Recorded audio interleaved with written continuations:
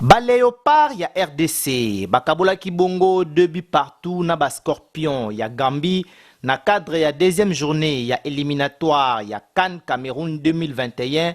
Oyo et Betamaki na Gambie. Match yango boyebake, ekindaki 2 buts partout, wapi na première mi-temps déjà, ba Léopard ya RDC na ba Scorpion ya Gambie, bandongwanaki na ndenge ya kosakana te po mutu nyonso abandaki koluka na ngambu na ye achabi kasi ezalaki opesi mbwa aboyi po na ngambu mususu bazali kokanga pe ngambu mususu bazali ko attaquer kasi na 43e minute ya première mi-temps nde Cédric Bakambu moko ya ba attaquant ya Léopard ayaki kofungula filet match ekomi 1 but en faveur ya ba Léopard ya RDC. Sima ya kobeta mwa minute muke bakendaki mi-temps pe tango bazongaki mi-temps boyebake ba Scorpion ya Gambie bayaki kozongisa bi pe match ekomaki 1 but partout. Na 71e minute boyebake ezalaki somo po Jackson Muleka ayaki kocha deuxième but ya ba Léopard wapi ba Léopard bakomaki komene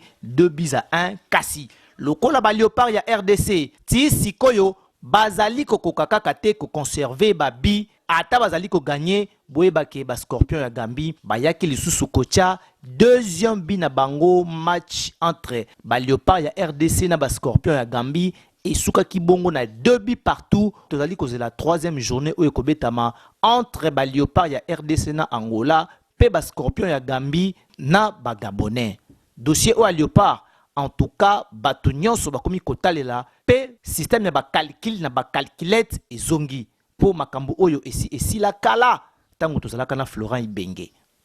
Dossier ba Léopard mitema et komi déjà kubabila po izo risqué CAN Cameroun 2021 yango tobenda mokila pamba tutika na ndako.